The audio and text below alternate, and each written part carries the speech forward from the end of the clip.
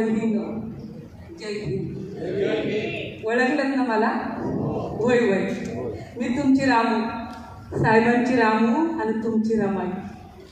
तसं म्हणाय गेलं तर माझ्यापेक्षा माझ्या साहेबांनीच तुम्ही जास्त ओळखता ना हो? माझा साहेब म्हणजे महान पंडित, बुद्धाच्या विचारांचा अनुयायी, जागतिक विद्वानांचा शिरोमणी, ज्वालामुखीतून बाहेर पडणारा तप्त लावा तर कधी सागरासारखा खोल खोल हृदयाचा माझा साहेब. तुम्हाला मी सांगते, तर चंद्रा सूर्यासने माझ्या साहेबांनी पाहिलं आणि त्यांचं पण डोळं दिसलं बघा. असा माझा साहेब स्वातंत्र्य विचारांचा प्रज्ञासूर्य आणि मी त्याची सावली. माझ्या आयुष्याला फार मोठी कहाणी आहे. माझ्या बालपणाविषयी काय सांगू? 18-20 दारिद्र्य घरात पुजलेलं, ओठावर हसू आणि डोळ्यात आसू असं माझं बालपण. माझी आई म्हणजे रखमाबाई, घरी 2 वेळेचं पोटभर जेवायलाही मिळायचं नाही, पण माझ्या आईने माझ्यावर लई चांगले संस्कार केले बघा. तसं म्हणायला गेलं तर आईचा सगळा जीव माझ्यातच बघा. माझी आई लहानपणी मला जवळ घेऊन बसायची आणि म्हणायची कशी, बेटा रामी, माणसाने कसं कष्टाने जीवन जगलं पाहिजे, आपल्या आबरूला जपलं पाहिजे, आपला संसार मन लावून प्रामाणिकपणे केला पाहिजे. आई मला जे शिकवायची ते मला बी लय आवडायचं बघा. आई मला खाण्यापिण्यापेक्षा माझ्यावर संस्कारच जास्त करत होती. पण माझ्या आईनं सुद्धा माझ्यावरचं छत्र जास्त दिवस धरलं नाही. अगदी लहानपणातच माझ्या छोट्या भावंडांची जबाबदारी माझ्यावर टाकून माझी आई मला निघून गेली. दुःखानं भिजून गेले. अगदी लहान वयातच जेमतेम मी 7-8 वर्षाची असेल, लहान भावंडांचा सांभाळ करत होते. पुढं माझ्या काकाला आणि मामाला पावलं नाही, त्यांनी माझा आणि माझ्या भावंडांचा सांभाळ केला. बघता बघता मी 9 वर्षाची झाली. माझ्या लग्नाची बोलणी सुरू झाली आणि त्यावेळेस सुभेदार रामजी सकपाळ यांचं 14वं अपत्य म्हणजे भीमराव रामजी आंबेडकर यांचं स्थळ माझ्यासाठी आले. सोबत रामजी बाबा होतेच. रामजी बाबांना पाहता क्षणी आवडले आणि रामजी बाबा सगळ्यांना सांगायला लागले, आई बापाविना ही पोरकी पोर, मामाच्या घरी हलाखीत वाढलेली, आपल्या कोवळ्या खांद्यावर आपल्या चिमुकल्या भावंडांचं ओझं सांभाळणे रामी माझ्या भीमाची सुयोग्य जीवनसाथी आहे. दुःखाच्या काट्यावर उमललेले गुलाब पुष्प माझ्या भीमाचं आयुष्य नक्कीच सुगंधित करेल. झाली लग्नाची बोलणी पक्की झाली. बघता बघता लग्न सोहळा संपन्न झाला. आता तुम्हाच नाही ठाव आहे, लग्न झाल्यानंतर आपल्याकडे रीत आहे, सुनेचं नाव बदलायचं. सुभेदार रामजी सकपाळ म्हणजे माझे सासरे यांनी देखील माझं नाव बदललं. आता माझं नाव माहेरचं तुम्हाला माहितीच आहे रामी, पण सुभेदार रामजी सकपाळ म्हणजे माझ्या सासऱ्याने माझ्या नावात फारसा काही बदल न करता माझं रामीचं फक्त रमा केलं. रामीची फक्त मी रमा झाली.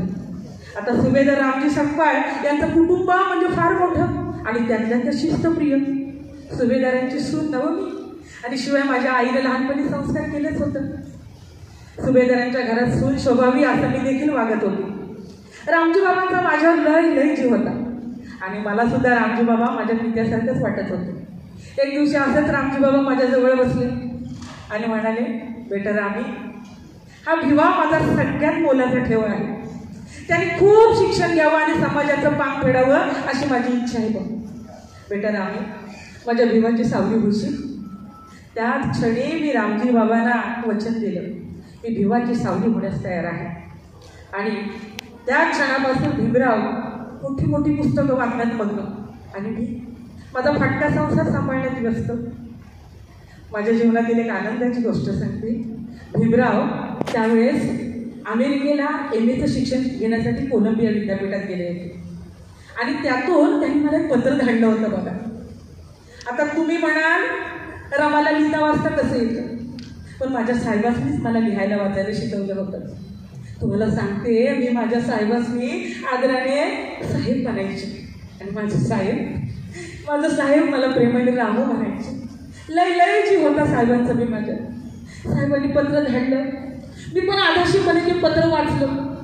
पत्रात काय होतं बघा, रामू, अमेरिकेला येऊन उच्च शिक्षण घेण्याची मला संधी मिळते. कदाचित ही गोष्ट रामू नवा इतिहास जन्माला घालणारी ठरेल. रामू, बोट सुरू होताच तुझ्या डोळ्यातील आसू पाहिली का? रामू, मलाही गलबलून आलं होतं.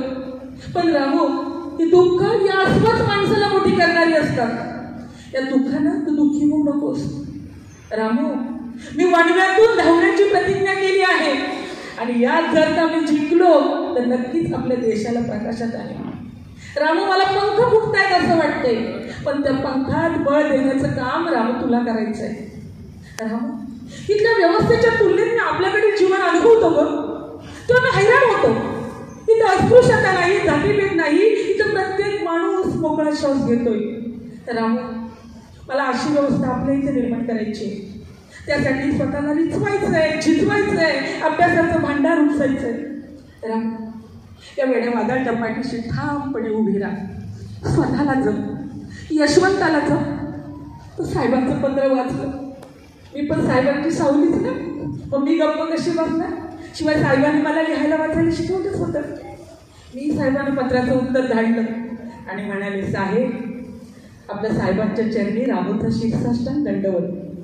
साहेब, कष्टाची म्हणाल तर मला मुळीच परवा नाही. आपल्याशी माझा विवाह झाला आहे यातच माझा मोठेपणा आहे. साहेब, ज्या हाताने या रामूला कुंकू लावलं ना त्याच हाताने या देशाचा विकास करा. साहेब, प्रकाशात सूर्याचा धर्म प्रकाश देण्याचा असतो, झाडाचा सावली देण्याचा. तुम्ही मुळीच चिंता करू नका, मी तुमच्या पाठीशी ठामपणे उभी आहे. झालं, साहेबांना पत्र धाडलं. पुढं मी माझा फटका संसार रेटतच होते. आणि त्याच वेळेस मला रमेश नावाचा मुलगा झाला. माझा रमेश अगदी लय देखणा. रमेशला पाहिलं की मला माझ्या कष्टाचा देखील विसर पडायचा. पण रमेशने माझा आनंद जास्त काळ नाही टिकवला. रमेश मला सोडून गेला. पार घाबरून गेले. संसार एकटा मला परत इंदू झाली. इंदू माझी अतिशय देखणी माझी इंदू. पण इंदूने सुद्धा ह्या आईचा आनंद जास्त काळ नाही टिकू दिला. इंदू सुद्धा रमेशमानेच मला सोडून गेले. आता दुःखात रात माझा संसार, साहेबांची सावली नव्हती, माझा संसार असाच मी रेटत होते. आणि पुढे पुन्हा माझ्या पोटी गंगाधराने जन्म घेतला. गंगाधर माझा लहानपणापासूनच आधारच पाठीशी घेऊन आला होता. सतत त्याचं पाठ आणि पोट चिपकलेलं. पण तरी देखील गंगाधरला पाहिलं की मला बरं वाटायचं. एक दिवशी गंगाधरचा आजार, गंगाधरला माझ्या ताप आला.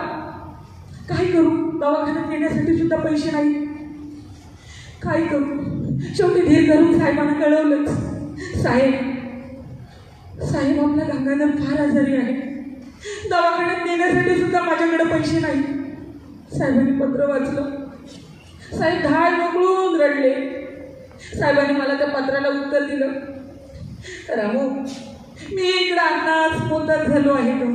ब्रेडच्या तुकड्यावर दिवस काढतोय. वेळ आली तर उपाशी राहतोय.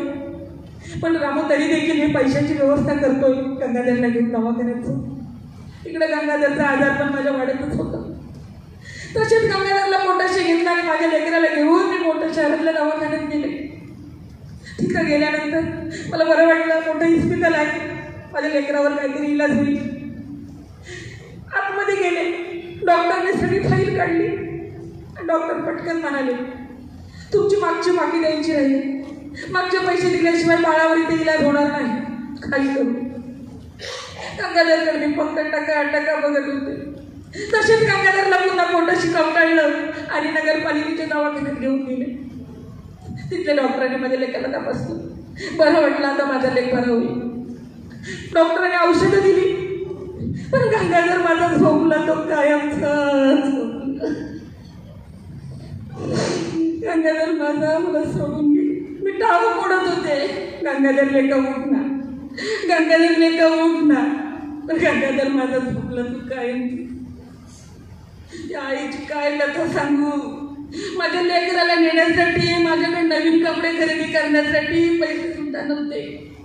मग माझा पदर पटापटा कापून त्यात माझ्या बाळाला गुंडाळलं आणि नेण्यात आलं. फार दुःखी झाली होते. साहेबांना सांगू कशी. साहेब माझं उच्च शिक्षण घेण्यासाठी परदेशात गेले.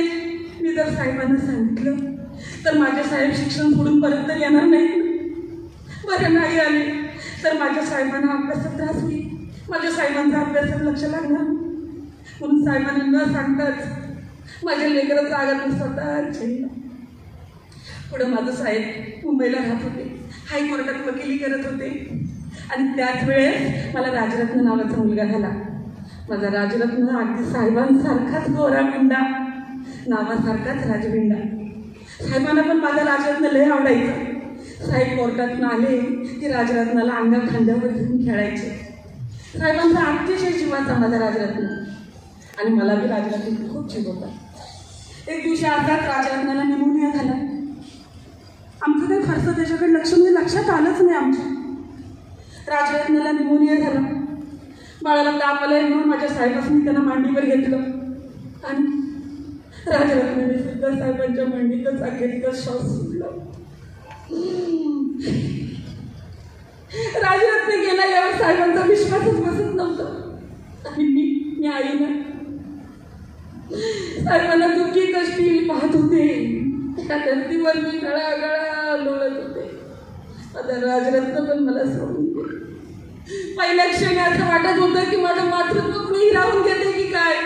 पहिला रमेश, दुसरी इंदू, आणि आता राजरत्न. एका मागून एक माझी लेकरं मी मातीत घालत होते. मग मी सांगते, राजरत्न जेव्हा लहान होता ना तेव्हाच मला शहाणी पछाडलं होतं. म्हणजे ते टी व्ही नव्हतं, तेव्हापासूनच मला टी व्ही झाली होती. पण मी माझ्याकडे फारसं काही लक्ष दिलं नाही. माझी तब्येत दिवस खंगत चालली होती. साहेब असेच जवळ बसले होते. मी आजारी म्हणून माझ्या डोक्यावरून हात फिरवत होते. राम घाबरू नकोस, मी आहे ना ग राम. साहेब थोडंसं माझी प्रेमाने काळजी घेत आहेत म्हणून थोडंसं साहेबांनी मी बोलले, साहेब आत्तापर्यंत तुमच्याकडे मी काय मागितलं नाही, पण माझी शेवटची इच्छा पूर्ण करा. साहेबांनी बोलले, बोल राम. साहेबांनी बोलले, साहेब तो पंढरपूरचा विठोबा आहे ना, माझ्या डोळ्यासमोर नुसता नाचतोय, मला भेटीसाठी बोलावतोय. पंढरपूरच्या विठोबाचं दर्शन बोलल्यानंतर साहेब क्षणभर शांतच राहिले. तुम्हाला खरं सांगतो बहिणीला, माझा सुद्धा त्या विठोबावर खूप विश्वास होता. साहेब थोडा वेळ शांत राहिले आणि म्हणाले, राम, एका महापुरुषाच्या पुण्यशील पत्नीने मंदिराच्या बाहेर उभं राहून दर्शन घ्यावं ही कल्पनाच मला आवडत नाही. रामू, जो देव आपल्याला मंदिरात घेत नाही तो देव काय कामाचा ग?